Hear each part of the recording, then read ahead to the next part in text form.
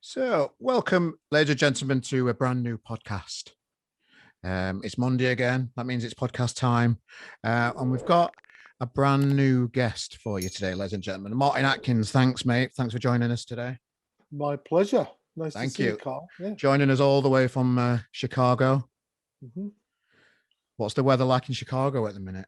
It's really nice. It's been terrible. We had, I want to say, 3 feet of snow Wow. across 6 days. It just wouldn't stop. Yeah. And there's still big piles of snow where people packed it all up, but it's melting and Okay. seems like things are getting back to normal. Getting back to normal. Fingers Well- crossed, touch wood, we're done with it. Sure. Well, Martin, author, drummer, judge, producer, record label owner, writer. Where would you start describing what you do? Well, that's a good one, isn't it? Yeah, drummer, producer, label owner, yeah, teacher, and author, Sure. and really terrible, really bad DJ and father of 4. Oh, okay, fair enough. Yeah.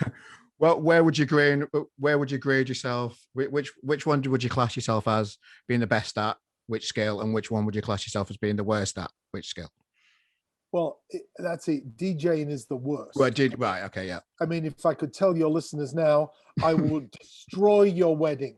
Like, Yes. It would. I mean, people beat match when they're DJing. Yeah. I don't. I just don't. And there might be a 7 to 8 second silence gap In between, a couple yeah. of songs while I'm fiddling around trying to find my headphone jack or something. So that's easily the worst. The best. See that I You can pick 2 if you like. Well, I think I'm a pretty good drummer. Mm. However, all you have to do is hang around with Danny Carey from Tool for a minute, and you realize we're all shit. Okay, fair enough. So that's that out the window. Or Big Paul Ferguson from Killing Joke. Yeah. I think I'm a fairly decent speaker, which Yeah. is weird. Public speaker. I've been doing that for a while, but I think I'm fairly decent at not giving a shit Yes. and teaching. I think one allows me to do, when I teach, I'm not all about when I work with 9-inch nails, I do Yeah. this. It's just, I think the stuff that I've done gives me the ability to not care. Yeah. If I let students put on an event and it's shit. Yeah. They usually aren't, but I wouldn't care if it was. It would be a learning experience, and I don't think it would be the end of my career. So Yeah. I don't know if I answered your question at all. No, that's close enough for me. I'm not going to push you Okay. on that one. There's no point, is there? Okay. So originally from Coventry here in the UK, now in Chicago. Nuneaton, was it? Right. Okay. Yeah. So Nuneaton, Leeds, Durham, London, New York, Los Angeles, Chicago. what took you stateside then? Was it the bands? Well, the first time I was in the States was with PIL in 1980. 1980 was crazy. Old Grey Whistle Test, Paris, the Paris show that became Paris au Printemps for any Pill fans out there. And then in April, 5 weeks in the States. And then there was a couple of years of backwards and forwards. I had my own little punk band called Brian Brain. And so we did the Pill thing. Then I was fired from Pill, and they hired me back to do Flowers of Romance. When I say hired, normally when people hire you, they give you money, but never mind. Okay. And I was backwards and forwards with my band Brian Brain, and all of my friends, most of them, ended up being in the States. So at one point, I was just like, well, I need to move there. So I moved to New York City, and PIL were there at the same time, and that was that. But it was basically, I think loads of us back then were infatuated with America. Hot dogs, Budweiser, Hawaii 5-0, Marlboro Reds. I mean, the sound systems were bigger. We got paid more. my band Brian Brain, we play the Moonlight Club in London for 100 quid and 6 warm beers. We go and play Danceteria in New York City for 3 grand and 5 cases of beer and God knows what else. Yeah. Okay. So it was just natural, you know. Why were you fired from Pill then? You mentioned it earlier.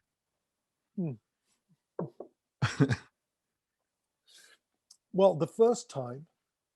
Okay. Yeah, we'll start with the first time then. The first time, it was during the 1980 tour that there was a problem. You know, John and Keith always used to be, fuck rock and roll, we manage ourselves, blah, blah, smash the system. Yet, we played to 10,000 people in Los Angeles and didn't have any T-shirts for sale. You know, and that's important, not just for the financial side, but for brand loyalty. You want 1,000 people wearing Pill shirt. I mean, most people would.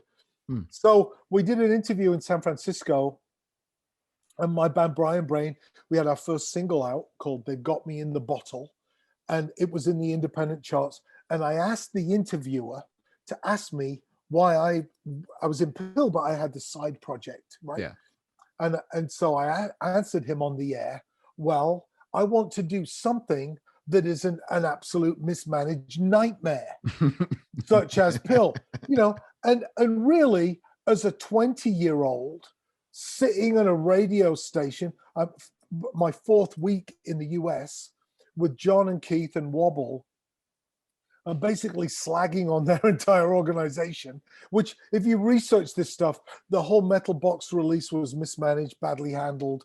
The Death Disco promotional campaign was botched. Nothing got anywhere, you know. So I wasn't fired on the spot. I did get into a kind of a fist fight with John, but 2 weeks after we got back to the UK, I went over to their house in Chelsea to get my £60 a week wages, you know, the high life. Yeah. And Keith said, yeah, well, this is it, you know, you're fired. And they said at the time that, you know, they didn't need a drummer because they were never going to gig again. Okay. But really, I think the problem between myself and Keith was I just didn't tolerate junkies lightly. Yeah. And I'm not telling tales out of school. I think everybody knows what the deal was with Keith. And it was just ridiculous. I've been playing at the clubs up north, 7 shows a week and Sunday afternoons. And I think me and Wobble both really gave it a lot of effort.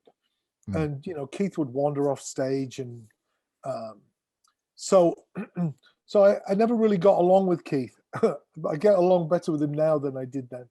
And so he fired me. And then I went to the States with my band, Brian Brain, probably once or twice. And then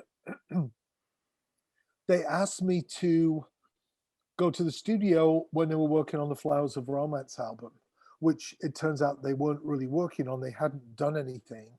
So I did Under the House, Four Enclosed Walls, Banging the Door, Flowers of Romance. And how did they invite you back? What was that conversation like? Do you want to come back and do some? I mean, yeah. And Just, of course, just that, it was like 3 days before we were flying back to the States to do more Brian Brain. And I'm like, yeah, sure, okay. And Pete Jones, the bass player, drove me to the studio, and then we went straight to the airport. Yeah. Cool. Good story. Thank you. Yeah. So loads of different things to talk around. One thing that I did see on Wikipedia was that you visited Beijing to discover the emerging Chinese music scene. Just talk me through how that even started as a conversation. Well, so we got to go back a little bit. Yes. First. Okay. Sure. So you've got me moving to London, punk, right? Yeah. I think I moved to London in 77. It was insane. Yeah.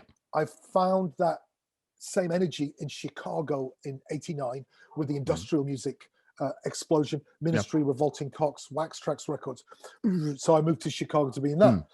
And then so we get to 99 to, I don't know when I was there the first time, 97 maybe. And it was like the next frontier, you know, I mean, literally and figuratively, like what the hell's going on over there? And not many people have been over there at that point, you know, and it felt really exciting to, you know, had a secondary laptop and a suitcase full of recording equipment, and I recorded all these bands at this club.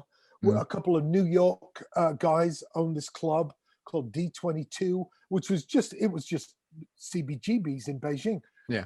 And like, it was really fucking exciting. The censorship, you know, I'd be watching CNN at the hotel, and something would come on and say, well, now in China, there's a problem with and the TVs would just go off. And you're like, oh dear, the power's gone off. No, the electricity's working. Yeah, it's like, holy effing, yeah. So, and then, so I went for a few days, and then I'm like, well, this is really cool. There's a couple of bands I wanted to sign. So then I booked some studio time, and then I started taking bands into the studio, recording all these albums, which I should do something with. And were the bands influenced by Western society, the Chinese bands, or did they have their own style? Well, they did have their own style. It was really broad, like Subs, Hang on the Box, all girl band, PK14, Tuku. I think they were from Japan, actually. They came over. And this one band called Snapline, Drum Machine, and really interesting lyrics and really intense. And I'm like, oh, I want to fucking sign these. And I did. But then at the same time, you know, I have my own project called Pigface. And the way Pigface works, there's 500 people in Pigface. You know, if you were in town, you know, and we were recording, I'd be like, oh, Carl, grab a tambourine, play on this track. It's kind of a social interaction experiment that happens to turns out to be pretty cool, with Flea, Danny Carey, Genesis P. Orridge, Trent, everybody.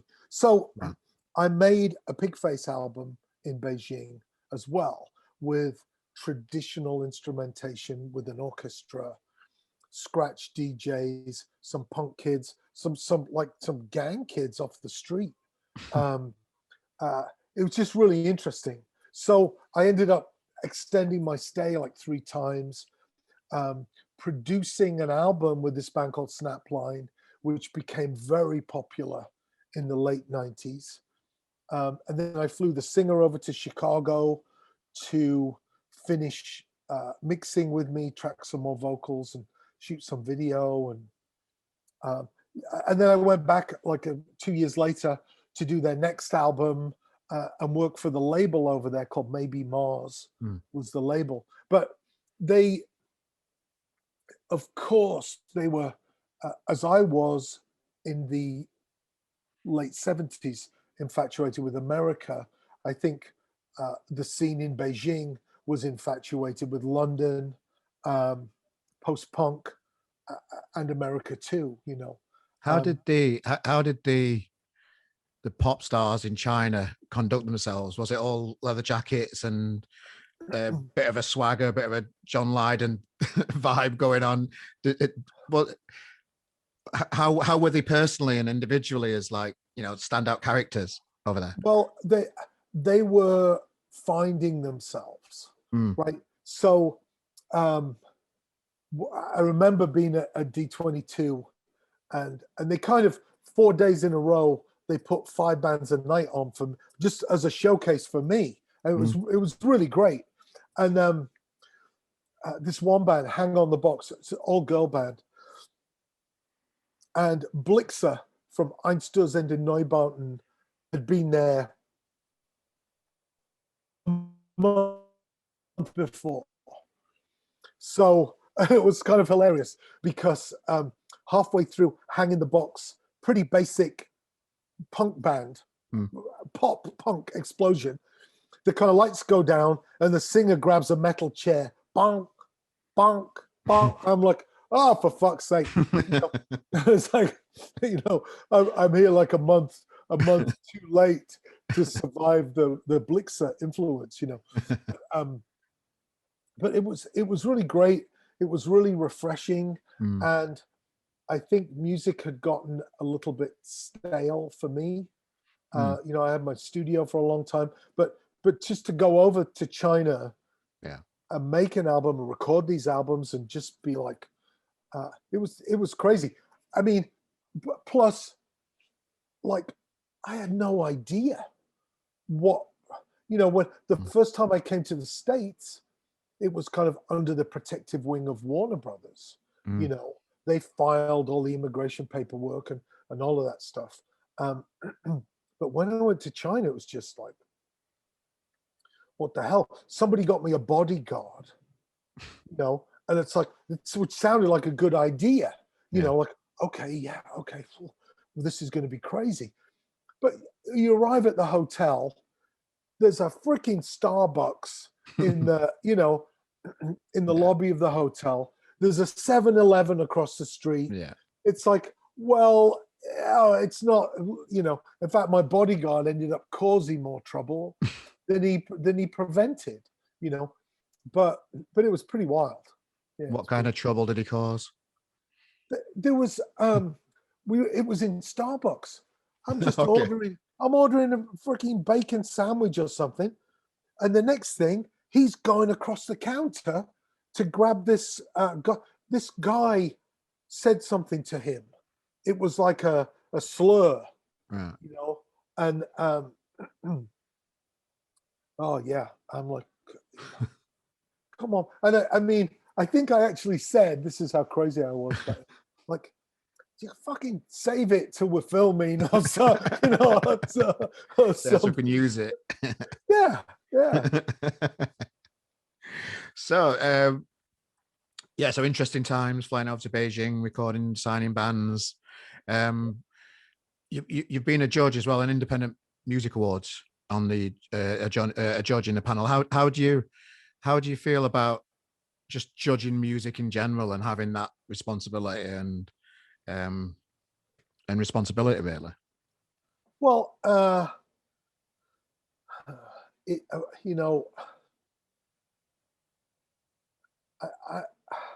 like to give advice and encouragement, so there's something you do as a teacher, which it's called, I don't know what it's called, the sandwich. Oh, maybe it's called the sandwich method, where shit sandwich, I think we call it. Yeah. So it's good, bad, good.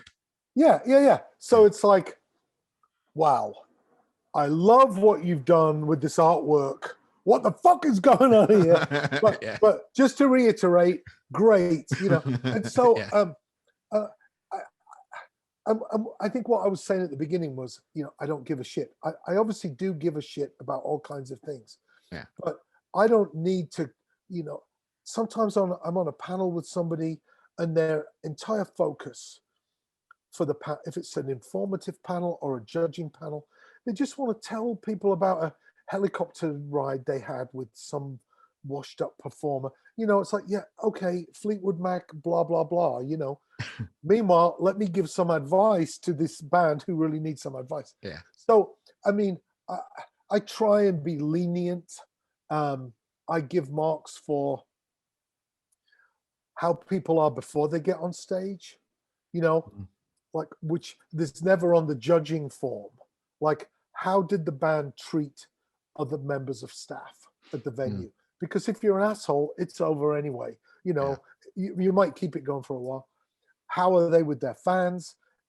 Did band number 2 shout out band number 1 and say, hey, there's these 3 bands are after us and they're all great. Sticker, I grade for that stuff. I think everything else can be fixed except assholishness. Yeah. We pride ourselves at RGM in trying to offer constructive feedback when bands submit their music to us, and we're open and honest about that before they send it on to us. And it's difficult sometimes. Sometimes bands don't like to be told honest or given honest critique sometimes.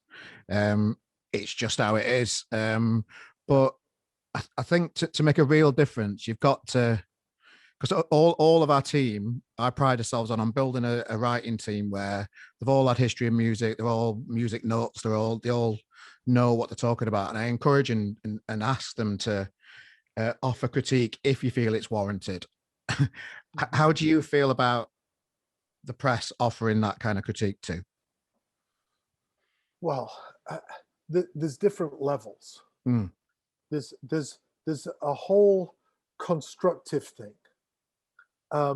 There used to be a thing in the UK, I'm going back to the 80s, where just a handful of reviewers were absolutely delirious on their own self-importance. Mm. And they were able, with a few words, to knight a band of the week, or opposite of knighting, that, right? They are knight or shite. That's all. Good, like, you either get the sword on the shoulder or a bag of shit. They're still around. Oh, really? Yeah. So I mean, I was only 20 when I joined Pill, and I was so I used to read the music press all the time. Melody Maker, NME, Sounds, Smash Hits, all that hit. There was one from Ireland as well, Hot Press, I think it was called. Mm. And it was like a roller coaster ride. We got bad reviews of really good gigs, great reviews of shit gigs, terrible reviews of Metal Box, Flowers of Romance, like stuff that 40 years later is still, respected. But at the time it was like, whoa, it took a while for me to tune that stuff out. And I think that the echoes of that are still in my head when I sit to critique somebody. I'm not looking to make cheap points. And there's ways of doing things. If a band is really bad, and you can encourage them to do some more shows. They might get better, or they just might get tired of having the audience throw things at them, or worse than throwing things is people just leaving. Yeah. And they'll either fix it or they won't. Sure. You mentioned Pill again there. How did the dynamics of the band react to such a lot of concentration just on how did you work through he was John. I mean, I forget about that sometimes because he can be a twat. But he was John. And whatever you think about John now, right? John now is very different than John then. In 79, you walk through an airport with John, like it was like I don't know, like an ice cutting boat, right? Just whatever's going on, this special boat cuts through all of it, and not just in an airport where it's almost the American football term will be running interference, right? Keeping all the stuff back. He did that with his charisma, persona, and attitude to allow Pill to make music. I mean, there's nobody in the studio when I did the Flowers tracks. John, got us into that studio that Phil Collins and Queen used without any demos, just inventing things. And there were points, the show I mentioned before in Los Angeles where we didn't have T-shirts. We also, because we weren't rock and roll, there didn't seem to be any security either. So people were picking up pieces of the sound system, the monitors, leaving, and honestly, the only thing protecting us was John's stare, which sounds ridiculous, right? But, John's fucking raging stare at people, like, oh, fucking hell. And it felt like it protected us at the time. So, I mean, I don't think any of us, it wasn't like we had separate dressing rooms. We traveled together. I think later incarnations of the band, John was treated very differently. There was John in the band, which I think was a terrible mistake. But it was just cool to be in. I mean, for me as a drummer, right? Me, drums, and just over there is John, and then 10,000 people going batshit. It was really a privileged viewpoint, to see that. Tell us about one of the best experiences you've ever had on stage. It could be with Pill or with anybody else. Tell us about an eventful time from your days on stage in front of thousands of people. Well, a few moments spring to mind. The end of the first song in Tokyo with PIL, where it was on. I was watching the Oasis documentary. I forget what it's called, and they described being in Japan as like being in the Beatles, and that's exactly what it was like for us. And so we finished the first song, nothing, no reaction, no applause. And it's like, oh, it was like a lifetime. And then as the cymbal faded away, everybody went crazy. I'm like, it was the longest 2 seconds of my life. And of course, they're just being respectful, aren't they? They're just waiting for it to finish before they can applaud. Yeah. Being respectful of some random cymbal clap. but I've got to say, from being on stage with Pill in Paris to LA to Tokyo, Australia, people just smashing beer cans on their head and going crazy, to Killing Joke on tour with the Pixies in Europe and playing those really fantastic Killing Joke songs. I mean, I love Pill, I love Killing Joke, Love Like Blood, 80s, War Dance, Change. Oh my God. Kings and Queens, Nighttime, all those great songs. Outdoors in Portugal, with the Pixies off to the side, shitting their pants because they had to follow us.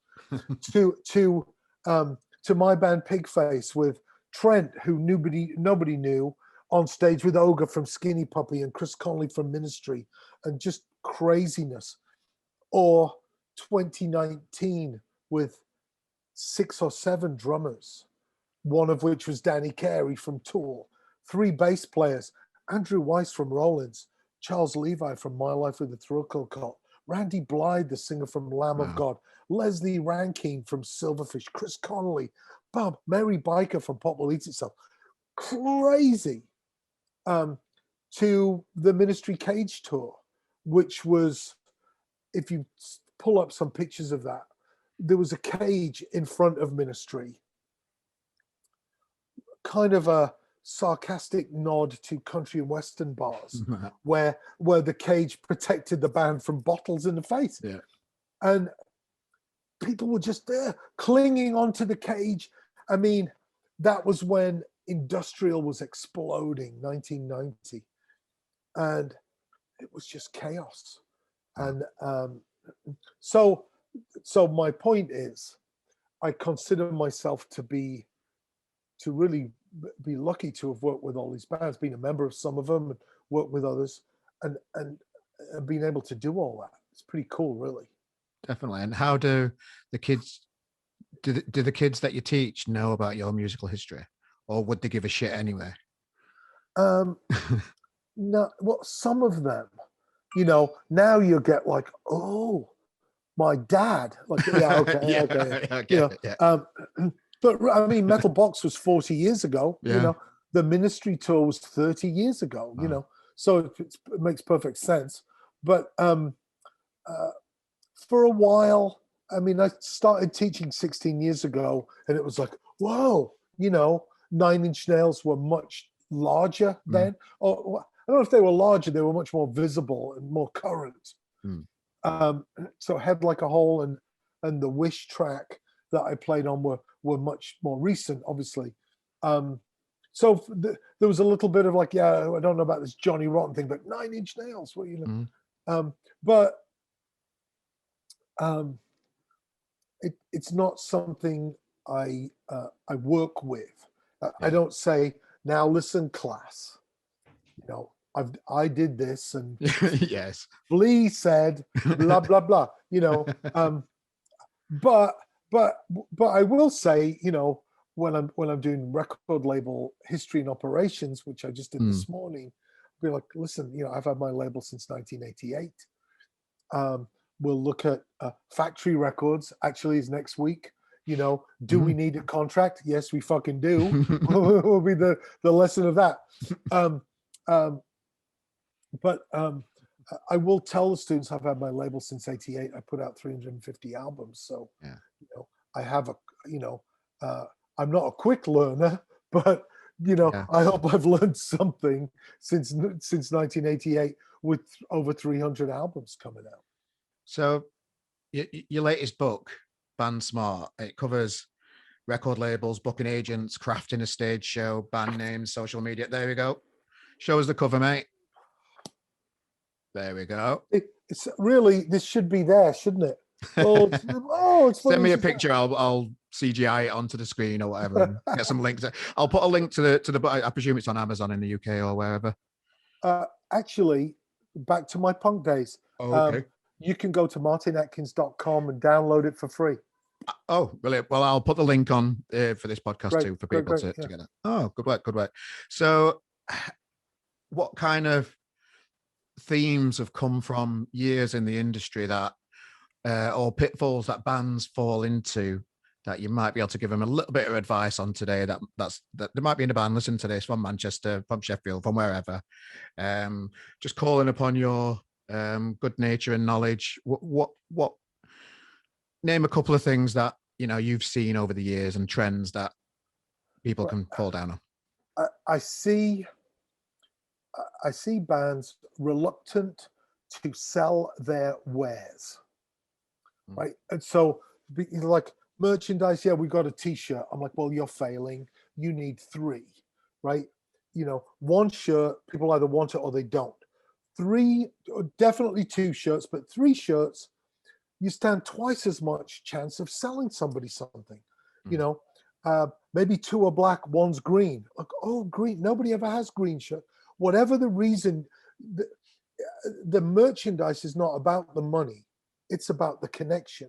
It's about when you're not around playing in Manchester or Sheffield, your T-shirt is still in somebody's drawer, being worn.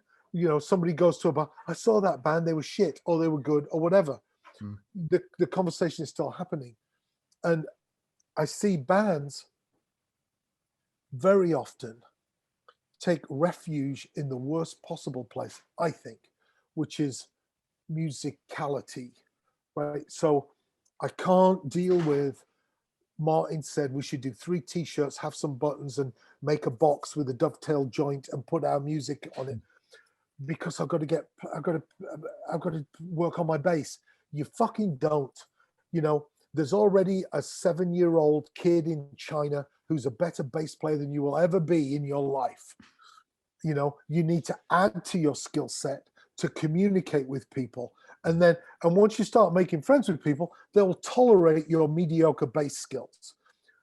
Similarly, your amazing bass skills won't open up any doors if you're not knocking on those doors and letting people know you exist. You have to have 10 skills to succeed in the business, not 1. And it's difficult when you, I talk about this in the merchandise class, when you lay out, when you're on stage, you can play like a really loud, abrasive guitar, and you're basically saying, fuck off, right?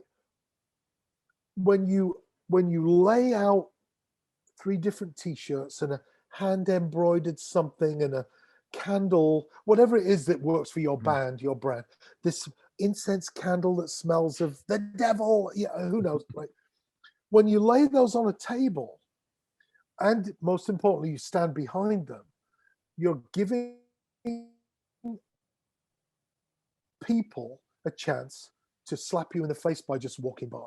When you're on stage going, fuck you, all the energy's going that way. It's not a conversation. When you're standing there with your wares, Every single person that walks by and ignores you is a humiliating slap in the face. You just have to get used to it, because that is where you have the conversations, you make lifelong friends, you sell more shit, you can also give away shit. It's not about money.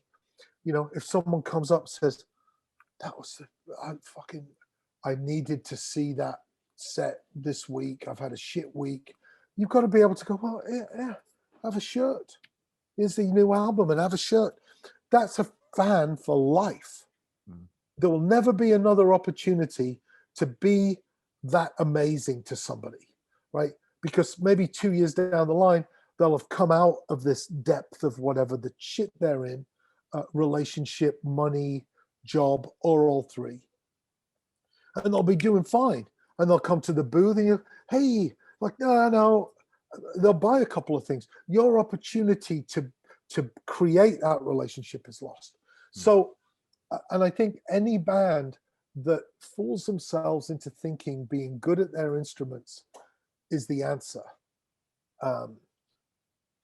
is making a big mistake. Because like it can work the other way around. If you're nice and you communicate, people will tolerate your stumbliness on acoustic guitar, and they'll come and see you again because, well, I don't know about the songs or the performance actually, but what a nice person. And they hand embroidered this thing and made me a cake. You know, there's a woman in Texas who goes around with a tip jar, and she doesn't have tickets for a raffle. You write on a dollar bill your name and your phone number, and you put that in the jar. So it's kind of like a tip, but it's also the ticket for a raffle, and you win her making you a chocolate cake. So I said to her, I get it. I get cost of goods, profit margin. So you get 100 people putting a dollar bill in. Now your job becomes making the smallest, cheapest chocolate cake possible to maximize your profits. And she got really upset with me. She's like, no, I make the most amazing fucking chocolate cakes, and I make one big enough for 12 people. I'm like, this doesn't make any sense. She's like, and I deliver that cake to the winner at my next gig. My cakes are legendary, and the person who won knows it's going to be a cake big enough for 12 people. So they'll show up with anywhere between 5 people, and they'll get 2 people, or 12 people. And I'm like, this is fucking genius. Yeah. You know, and it's all of this kind of stuff that gets me going. You know, yeah. I've seen great musicians, but sometimes great musicianship isn't about connection and chemistry. It's this almost insulated thing. You know, I love Danny Carey, but when I watch him play, I just want to put my arms in a lawnmower. I mean, it's like, what am I doing? I should just give up, you know. But so incredible ability doesn't always create the connections and the bridges that you think it will. Yeah. Good tips there. Nice one. Thanks for that. So just drawing things to a close a little bit. We've had a chat recently about trying to support more musicians get their music out, and different ways how we at RGM can do that. So we've started a thing called RGM USA. Originally, I started doing their own socials for it, and then you gave me some great advice. Why complicate things? Keep everything in one place. Stop fucking up. Stop making it hard work for yourself. So we've done that, and there is a space now on RGM called RGM USA, where all the USA bands that do submit to us, and there's quite a lot, I've got their own space on the website, so you can see the latest music from unsigned bands generally from America, and we're looking to share UK bands over in the US too. So I know you've got contacts with, you know, we've had conversations about, you know, trying to build that a little bit and build that connection so we can help more people out, spreading the music to a more international audiences. Yeah, go on. Sorry, were you going to say something there? Oh, you just froze. Yeah. Oh, you unfroze. We're back. Now you froze. Oh, there you go. Yeah, we're back. Am I back? You're back. Okay. So how Okay. what kind of what kind of bands are you seeing from the kids that you're teaching? What kind of scene is over there? What are we missing out on here in the UK when it comes to these new young bands that you're spending a lot of time with and helping? There's definitely, so there's two. Well, it's getting quite blurry. I'm on the south side of Chicago, so there's the home of would you say drill music, some Right. extreme hip hop, and I see different variations of hip hop now that are like, you go and see somebody and like, we're doing some crazy stuff. I'm like, oh wow, what are you doing? Like, well, we've added drums and bass and a keyboard. I'm like, oh, like a band, Okay. so everything's going like this. There's this really great. Are they horrified by being called a band? Maybe, yeah, Okay. maybe. But there's also like this lo-fi thing going on. Like just things seem to have gotten really tiny. I'm talking with a label next week called Alien. Oh, I've forgotten the full name of the label. It's a cassette only label. I was talking with an artist last week, Harrison Riddle, who releases late cut square 7-inch singles. People just doing this really tiny stuff. And I think the biggest change I see is instead of shooting for worldwide success through Spotify, for instance, which is now getting 60,000 songs a day. Like, what? How do you stand out in that crowd? Yeah. People are just saying, look, let's do something interesting, which tells a story, which creates content, which connects with people who then maybe who then might listen to your music.